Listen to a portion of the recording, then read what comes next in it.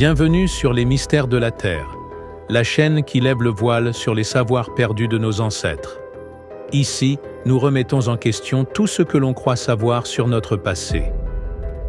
Notre mission est d'explorer les mystères du passé, de décrypter les énigmes de notre planète et de redécouvrir l'héritage oublié de nos ancêtres.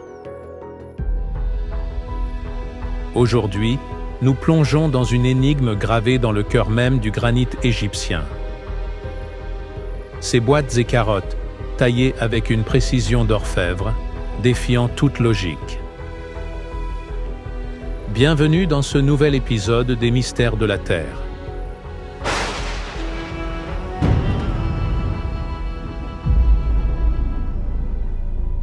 Commençons par ce qui saute aux yeux. Des marques sur pierre si nettes, si précises, qu'elles semblent anachroniques. Regardez cette fente longue de plusieurs mètres, d'une rectitude absolue et d'une largeur constante. Impossible à tracer avec un burin de cuivre, trop tendre pour griffer la dureté du granit. Les expériences modernes, où l'on fait frotter sable et cuivre, ne produisent qu'un sillon chaotique et irrégulier.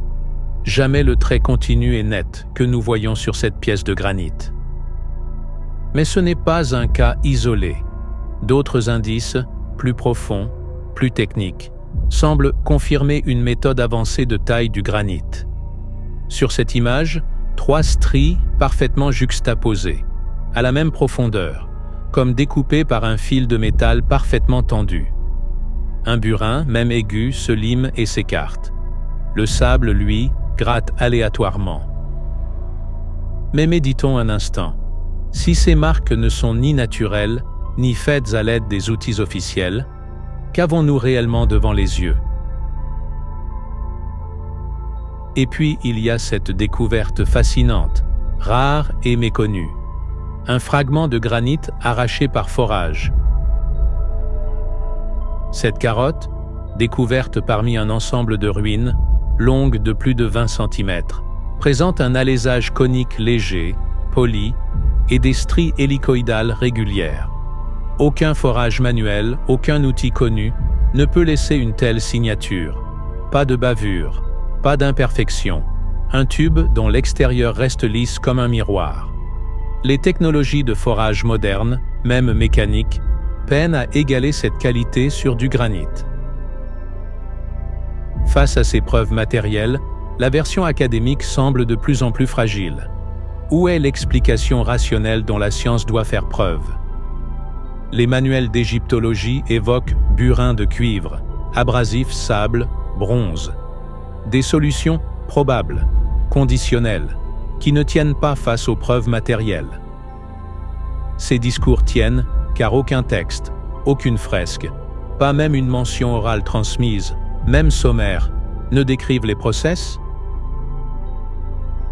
Nous avons une technologie indiscutablement complexe, sans le moindre témoignage écrit. Une absence qui en dit long, car aucune rupture technologique similaire n'existe dans l'histoire humaine. Même si l'on acceptait une technologie de découpe oubliée, une autre question surgit aussitôt. Comment ont-ils déplacé ces blocs titanesques, certains pesant jusqu'à 100 tonnes, sans engin motorisé, souvent contre la pente ou sur des sols irréguliers? Des essais contemporains, même avec 1000 volontaires et des rondins huilés, peinent à bouger un quart de ce poids. Alors comment les anciens Égyptiens ont-ils pu, avec leurs embarcations en bois et leurs rampes de terre, charger et acheminer ces géants? C'est là un deuxième dilemme qui fait voler en éclats le discours officiel. Et pour cause, nous parlons de millions de blocs géants, à travers les divers monuments anciens du monde entier, qui demandent assurément une source d'énergie extrêmement puissante, en quantité quasi illimitée. Ces anomalies sont plus que des détails d'archéologie. Elles racontent peut-être une histoire bien plus vaste, celle d'une humanité amnésique. Elles ne sont pas de simples curiosités. Elles parlent d'un savoir-faire aujourd'hui inconnu, peut-être issu d'une civilisation plus ancienne dont nous sommes les derniers héritiers.